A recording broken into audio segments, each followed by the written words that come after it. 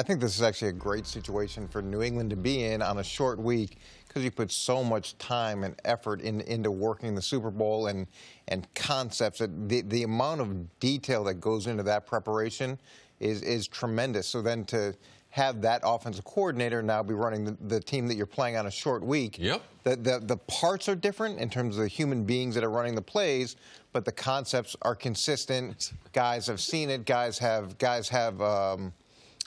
some recall. So it's a great situation for New England. I think on the flip side, Frank Wright obviously knows New England well defensively, except there is somebody new calling the defensive play, so that's going to change the tendency. So it may not carry over as dramatically for the Colts. Yeah, I believe for New England, huge advantage for them because you have your players that are locked in to that game plan, what Philadelphia is going to run. So people think, well, from week to week, you don't go through a 2-week Super Bowl experience and just put that stuff behind you.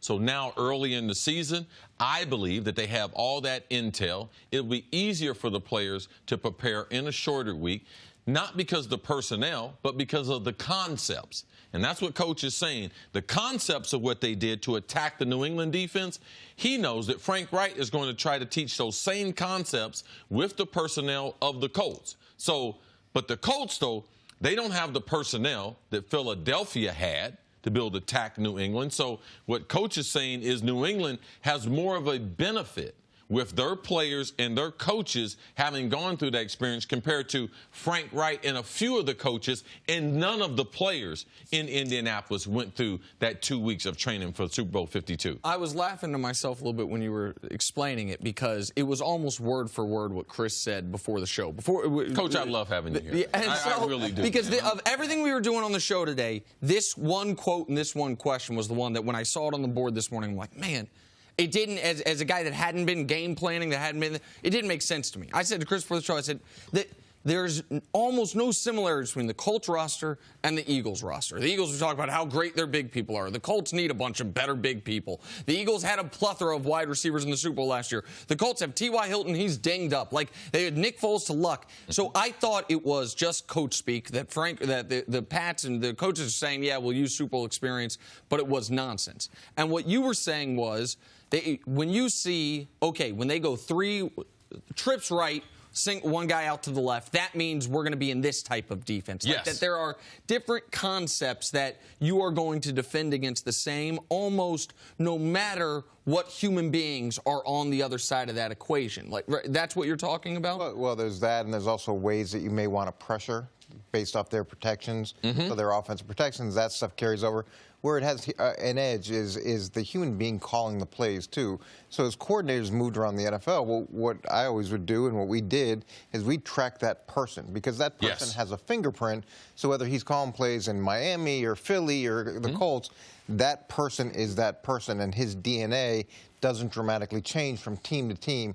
So you can build up this library on guys that you can use, regardless of where they are. That's what I did. After my years in Philadelphia, I realized with Buddy Ryan and the coaches we were facing, Bill Parcells with the Giants and Joe Gibbs with Washington, I started keeping a file not only on the cornerbacks and the safeties, but on the defensive coordinators, what they like to play, when do they like to pressure, when do they like to come after guys, and if they get into a situation where they don't have the best personnel, what is his fallback coverage? Is it cover 3? Is it cover 2? So those type of situations, they give you a tremendous amount of intel so that when you get in the game, you're not guessing as much. It is kind of it's an educated predictability of what this person has done in the past, and it continues to follow them.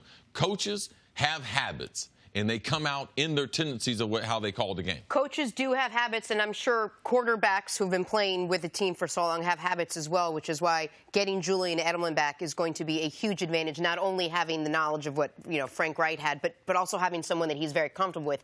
Whether Gronk plays or not, how much of an injection is that going to be for the Patriots this week? It's going to be significant, and even if it's only on third down, even if he's not able to play the whole game, if they can put him in on third down and he can get 2 or 3 extra conversions that they haven't been getting over the first 4 weeks, that extends drives. To me, that's where he could play a significant role tomorrow in a really meaningful way. From a wide receiver standpoint, we provide different things to an offense outside of the tangible things as far as yards after the catch, running certain routes. There's a certain amount of energy. Offensive linemen don't bring energy to a football team unless you're running the ball. Then you start running the ball, they start talking. They don't do too much talking the rest of the time. The quarterback and the wide receivers, running backs don't even do a lot of talking. So wide receivers, yeah, we talk a lot. That's why a lot of us on TV. But when you're playing offensive football, we provide an energy, a spark, something that the offense doesn't have. The quarterback, it's hard for him to do it. He's thinking. We want him to be in a different spot. Running backs, they don't do it because of their responsibility. Linemen, it's not their characteristics. But wide receivers, watch New England when they take the field tomorrow night. Besides Tom Brady, Edelman is the first one out the tunnel and runs down to the home crowd and gets the crowd engaged. He's the only one that provides them with juice. Watch them when they get first downs. He's one, besides Gronk, he's one of the few guys that has demonstrative demonstrations on the field. Like, they don't allow it. The guys just don't do it, but that is his role. Like, he's a little fireball. He's an overachiever. He's undersized. And, guys, we like to see that on a football team. And we cheer for guys like that, and we expect them to have that type of swag and bring that type of energy. That's what I expect to see from Edelman. Well, it's also, you heard the quotes or you've read the quotes from the locker room about the energy he's brought to practice. That has value, too. Sometimes you get through the first quarter of the season, and you can start to drag. And now to infuse that energy into practice, that also helps get everybody going. And their wide receiving core, Philip Dorsett, man, he's a great guy. I've always told him since he was 15, he's the kind of guy that could date my daughter. Him and my daughter end up being best friends through high school and college and everything. But he's a nice guy. Cordell Patterson, he's got some swag, but it's in special teams. He don't have that communicative ability. No, he just hasn't been that dominant offensive player. Josh Gordon is scared to death. He's scared to say anything. He's making, did I run the right way? Yeah, Josh, you know how to run. But when you go to New England, you have to change a lot of your outward characteristics to be able to fit into the system. Hogan is a system player. He got no type of swag about him. Very, very, very plain, very, very vanilla. And I really, really mean that. Yeah. Edelman, they need him. He's got that edge to him. He's got that juice. He's a smaller version of Gronk that they allow him the freedom to be able to express himself. And that is something I would imagine, particularly on a Thursday, you need. It's hard, man, to play 96 hours after you last played football. Yes. Your body's not built for it. Ain't no doubt about it. I'm delighted we have Thursday Night Football. It's given us great topics. We have great games. It's on Fox now. But for the guys doing it, it's the hardest game of the year. Yes. I would imagine. It's the hardest game of the year is the Thursday game that they have when they get players love playing Sunday on Thanksgiving. Yeah, because we know everyone's watching. But this Thursday night deal, we know it's part of the schedule, but it is the worst game for NFL players. They hate Thursday. For the players. Now, they get the mini bye after, and there's whatever. But you need some extra juice there, I would imagine. You need someone, and it helps for Edelman, by the way. He's fresh. I mean, Edelman's been on the shelf for a month, so he didn't have the getting beat up 3 days ago. So I think it's a good time for him to come back. And one last point to circle around to what the initial question was about the Super Bowl to now.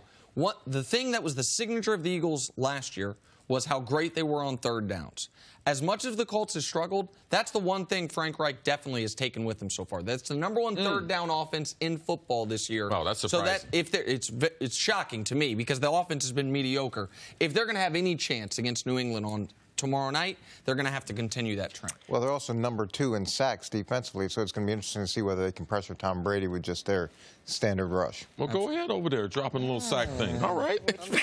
Thanks for watching. Subscribe here to get the latest from the show. Also, be sure to check out more of the best clips from First Things First, or go watch a few segments from our other shows on FS1.